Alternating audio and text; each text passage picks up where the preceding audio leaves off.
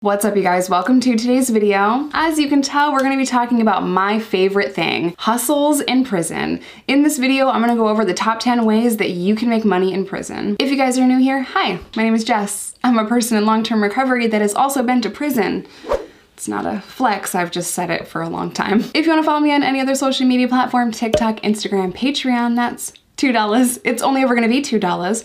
All of that is linked down below, as well as my vlog channel and my podcast that I need to record another episode for. I'm working on it. I'm also having a meet and greet June 18th in the Chicagoland area, so check that description box for more information on that. All right, let's just get into this today.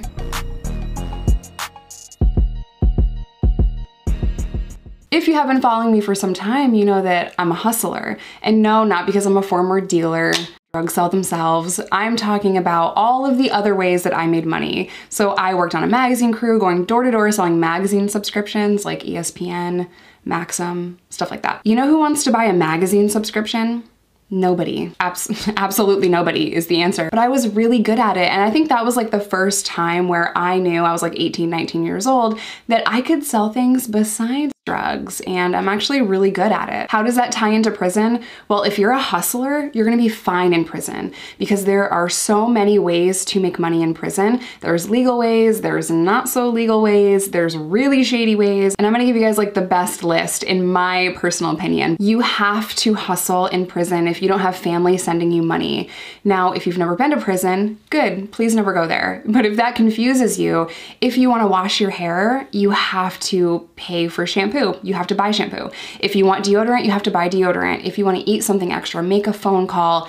If you want to do anything hygiene related, you want extra food because we're starving, you want some coffee. If you want anything that is going to make your life better, easier, comfortabler, and less smelly, you have to have money.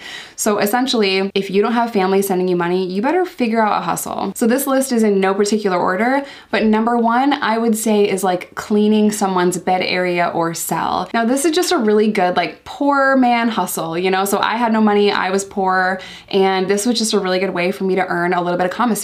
So what that would entail is I would clean someone's cell or bed area. Now there's open dorms and closed tiers, right? We've gone over that a few times on the channel, but I'll throw in a picture. So a closed tier looks like this, where it's an actual cell. That's probably what you view prison as. And then there are open dorms, which is like a gym with like a bunch of bunk beds. So if I was in an open dorm, I would clean someone's bed area or organize their trunk. Now this is tricky because in a lot of female maximum security prisons, the guards don't want you in someone else's bed area. So it was a little bit trickier, and not a lot of women did this in an open dorm. I did it, I just had to be careful as to who was on duty. You know what I mean? Like there are the guards that just don't give a shit, and then there are guards that are gonna make your life a living hell. So I would organize people's trunk, which I was really good at because I'm a Virgo. It's my answer for everything. This is my zodiac sign, so I'm just good at it. But in a closed cell, you are gonna sweep and mop and maybe do some organization and dusting and all that stuff. So it's a little bit more work if it's a closed cell because you do have to like sweep and mop and everything. I mean, you can sweep and mop in an open dorm, but there are like specific inmates that do that. They're called porters or like cleaners. That is their job assignment, to like sweep and mop and clean the showers and stuff. Cleaning would earn me a few soups, maybe a couple bags of chips, maybe a little bit of coffee, and that is just a good hustle when I had nothing else. And yeah. There is, of course, the drug hustle coming in at number two. I told you these are not in any particular order.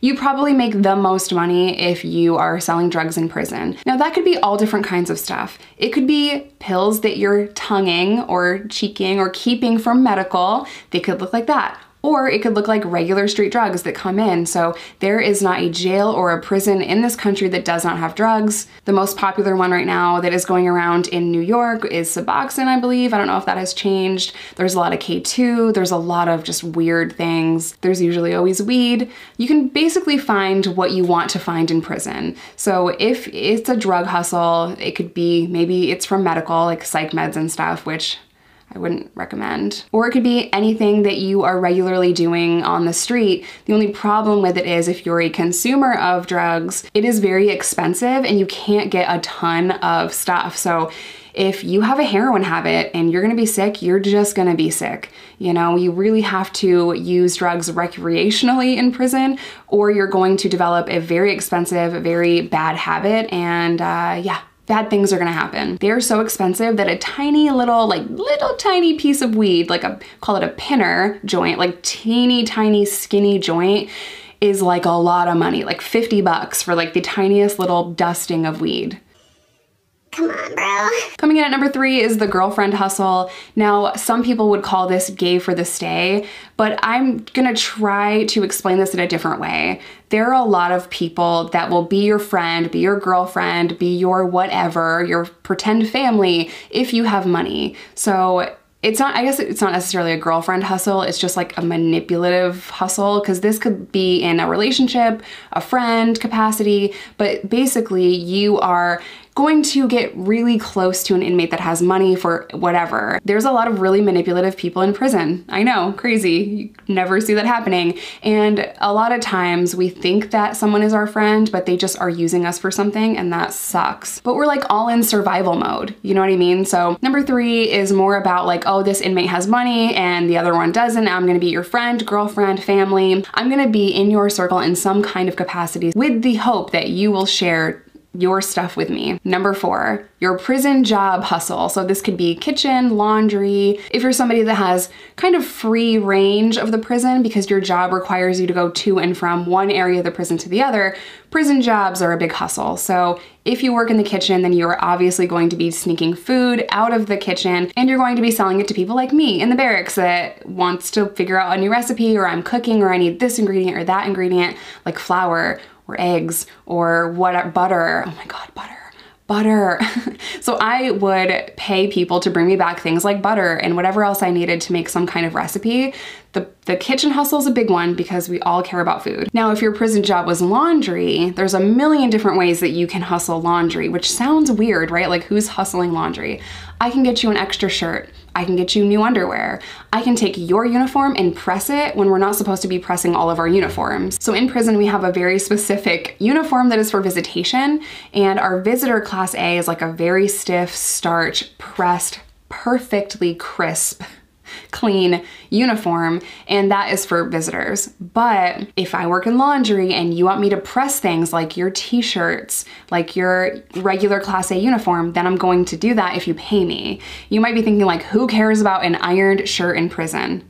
Everybody. We all do. We want to look our best. And that might sound crazy because if you've never been to prison, you're like, I would just not give a shit. And that would be pretty similar to like how I approached prison most of the time. But if I could get something that not everyone else could get, I wanted it, because that's how our minds work. So I really loved my white t-shirts with the line down the front of my shirt. I wanted things pressed. I wanted things neat. I didn't want to look wrinkly. I didn't want to look messy. If I wasn't working in laundry and I couldn't press something that I wanted to press, I would take my shirts, I would fold them very, very carefully, a little bit of water where I want that line, and I would put that under my mattress and I would iron it that way. But prison jobs are a big deal. If you have free range and you have to constantly bring things from one end of the prison to the other, you can take items from a housing unit that someone wants to move over here or give to their girlfriend or whatever. I can move things from one area of the prison to the other. Big hustle. Number 5 was one of my favorites because a lot of women were afraid to do this. It is the kite hustle, or the letter hustle. So if you wanted to get a letter to your girlfriend and you're in housing unit 1 and she's in housing unit 3, you're not allowed to go to housing unit 3. So what I would do, because I'm small and sneaky, is I would take your letter or kite from housing unit 1 and I would just take it out to housing unit 3. And I cannot even tell you guys how many times I got away with this. I got away with it so often that it was like a running joke with my prison friends, you know, like no one sees her, like she's invisible. There were a couple of times where it was a little sketchy. So I got yelled at a couple of times for being out of place of assignment, and I even was written up for it one time and I lost my privileges. Like, who cares? Loss of privileges to me meant absolutely nothing. It means no phone calls, no commissary, no visitors. Guess what?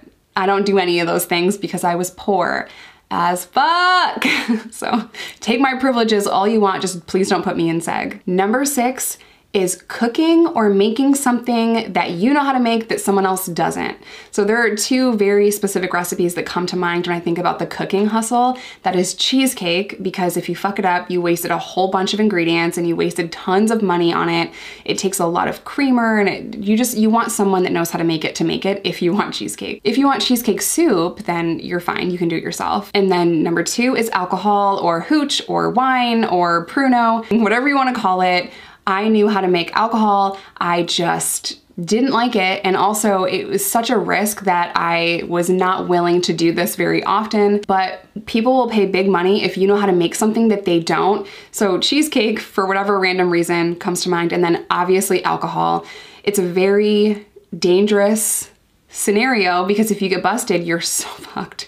You're going straight to seg. If it blows up, everyone's gonna hate you that's in that area because it's gonna stink and it gets everywhere and it stains shit, and like there's no way that it's gonna blow up in your cell or in your area and you're gonna get away with it because everyone knows what just happened and you're so going to seg. So it's not worth the risk.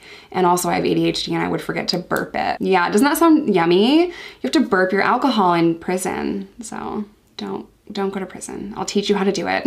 Number 7, are we on 7? Number 7, legal material. Now again, if you have a specific skill or knowledge or something, or you know how to do something that not everyone knows how to do, you make big money for it in prison. So I did a little bit of legal work, not a ton, not an expert, but I knew how to file certain paperwork. I was even able to file a piece of paper in Arkansas to get money back from my arrest. I was a convicted drug dealer, but I was in prison and I was reading a bunch of stuff, and I figured out a way that because the money that was taken from my person and the money that was taken from my car were two different things, I was able to get the state of Arkansas to write me a check for $300, which is the money they took on my person at the jail. Now the $5,000 that was in my car with meth and a gun, that was seized, but because this money was separate from the arresting seizure, like the vehicle and the money and the drugs, I was able to get that back. So when you have a specific skill and you understand how to file certain paperwork, you can make big money with that. That really goes for anything though. If you're an artist, you can make big money with that. If you have a skill set that not everyone has, you're gonna get paid in prison. Maybe I should specify that getting paid usually as an inmate means like commissary. So all your hygiene stuff is paid for, food items, whatever you need, you can get. In terms of like cash money, making money, that's a different video for a different time. And the way that inmates go about that with COs to put money on get money to the free world, that's a whole thing, which I can go over in a separate video because there are some genius level ways to earn literal cash money dollars. And there are some legal ways, like just a little spoiler, there are prison compound jobs and prison labor jobs where you work in like a factory and you earn like, I don't know, 5 cents or some shit, and you know, like 10 bucks a month or whatever. And then there's work release, where that's a legal program where you leave the prison every day and you're making minimum wage and you can send money home on your books that way. But again, video for another time. Number 8, sex letters. Did you think I was gonna say that? I don't know. I don't know if anyone was expecting that. So if you are really good at writing sexy letters and you're in a dorm with women that have pen pals and they want sexy letters, you're gonna make money off of that. So I was not very good at it because I'm blushing thinking about it, but there are women that write the best, like OnlyFans prison edition, you know what I mean? And there are tons of people that like love that, like that have fetishes of people in prison, and sexy letters can rake it in, dude. Not only can you make tons of money off of these sexy time OnlyFans prison edition letters, the women that want you to write these in prison, they're desperate to get the other one out for their boyfriend or pen pal or whatever. They want these letters and they want you to crank them out quickly because that person is putting money on her books. Essentially, you can charge whatever you want for those. I mean, it really just depends on like how dire the situation is, but you can charge 20 bucks a letter, 30 bucks a letter if the situation is like dire enough. 20, 30 bucks to someone like me that had nothing and had no money on my books, that's a big deal. Number 9, contraband. All day long, it's one of the biggest hustles. It was one of my biggest hustles. That is literally just taking something that you can't have from the nurse's desk. Maybe it's a little bottle of water, like, you know, the mini ones. Maybe it's a pen, maybe it's a glove. Do y'all know what we use gloves for in prison? We make toys out of soap, you know, and then we put a glove on it so that you're not getting soap into your body. Or some women make the toys out of Jolly Ranchers or pads and toothbrush holders. There's a bunch of different recipes, I guess, but gloves is a big contraband item. Cigarettes, chewing tobacco, sometimes drugs are involved in that. Whatever contraband you can get and sell, it's a huge hustle. I transferred from one prison to another one time, and I had pink razors and everyone else had green razors, or maybe the other way around.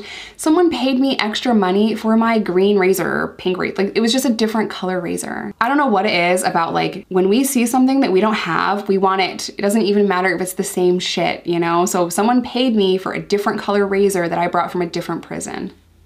I don't know. Like, they're like disposable razors. Yeah. Number 10 is gambling with a little extra twist of cheating. Gambling, cheating. So first, obviously, gambling, it's a big deal. You can play dominoes, you can play spades. I will kick your ass in spades. I'm really good at it. I'm good at cards, I'm good at dominoes. But when you work in teams and you cheat, and the pot is big, two things are gonna happen. You're gonna eat great for a while, and also if someone finds out, you're fucked. For me personally, this worked better in county jail because it's a little bit closer. Dorms in prison are just a little bit bigger, so it's easier if you're in a closer area to cheat with like your friends and you know, it is what it is. But say I was playing dominoes, I had someone walking around in the unit, they're exercising or whatever they're doing, or maybe they're up on the tier and they're signaling to me what the cards are or what the dominoes are so that I can win, and then we split that pot 50-50. So gambling is really only a good hustle if you cheat, because if you're not cheating, then there's really no guarantee in it and it's not a hustle. But it's also a dangerous one because if I found out you cheated and you got a ton of shit for me, whoo, girl, you better lace up. The higher the risk, the higher the reward in prison and the world in general. So drugs are risky, cheating and gambling is risky. These things are risky. Contraband, kites, all the stuff that I mentioned, moving something from one area of the prison to another, all of this will get you in trouble. All of this could cost you some time, or it could cost you a trip to the infirmary because whew, people get mad when you cheat or like steal things and stuff. Do you guys want to see me make toilet wine? I've never called it toilet wine until I started making TikToks. Do you guys want to see me make hooch? Let me know in the comment section down below. Don't forget to smash that subscribe button so you can see more videos like this. But I'm gonna end today's video here. As always, I love you guys. Stay safe, stay in recovery, whatever that looks like to you. Don't break the law. I'll teach you all things prison, and I will see you in my next one.